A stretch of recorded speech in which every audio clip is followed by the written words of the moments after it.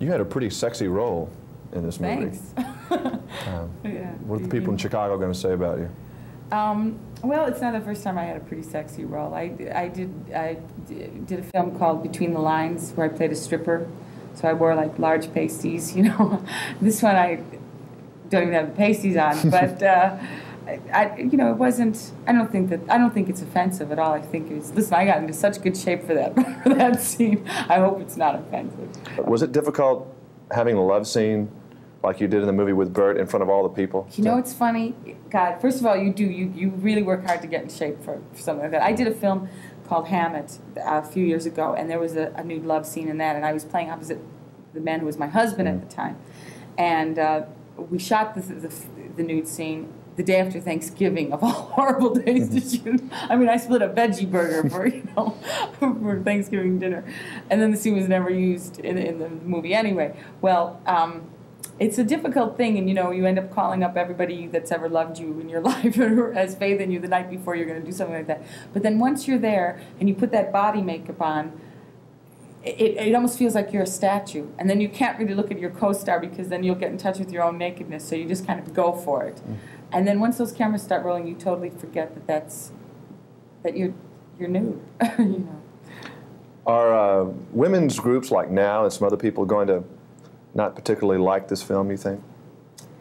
You know something, people always say, well, you know, do you think David's getting away with it? How much can you get away with it when the guy gets killed at the end? You know what I'm saying? So, I don't know. Maybe they feel like he gets his just desserts if they do feel that way to begin with. Are you still very much into being very careful about what you eat and what you do to your body? Oh, no question about it. My whole life has turned around in the last 5 years because I've become a vegetarian. I have so much more energy than I ever did. I've always had a lot of energy as a kid, but you know, as you get older, and more is demanded of your time and energy, then you're better off. I have found a way of eating now that seems to really help me a lot. Finding out what foods react strongly in a negative way and in a positive way. How to get the best, the optimum nutritional value from my foods. Well, the American Cattlemen's Association, for example, will not support your candidacy, no, right? they won't. They won't. No, I don't eat meat, and I don't eat dairy products either. So they've lost me on both both sides. Right. Do you feel better because of that, or is better. it mental? No, much better. I think, you know, your body is, let me tell you something. Everyone is made, you know, the chemical composition of every human being is very different. You have to find out what works best for you. Somebody else may not have the reaction to dairy products, let's say, that I do. But I just know for me, they just don't work. And I have found that by giving up dairy products over the course of the years, I just feel much, much better. As a little girl, were you funny in school, or were you a little quiet thing? You know, it's really incredible. I never thought of myself as funny until maybe like a couple months ago, and somebody said, no, you're really funny.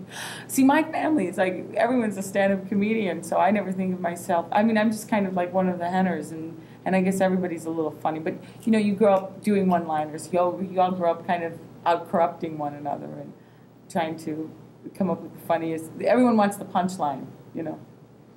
What are we going to see you in the next, say, year and a half or a year? Oh, I'm so glad you asked me. I'm going to do, I have Cannonball 2 coming out with... Well, that's a real strange movie, because some people from Nashville are in that, Mel Tillis and some others, so we've heard... So you've heard about it. Well, tell me about your experience real quick. First of all, it was so hot in Tucson that everybody, you know, to go from this environment, which is where I was working right before it, to Tucson was like, talk about going from the yin to the yang. I mean, it was really something.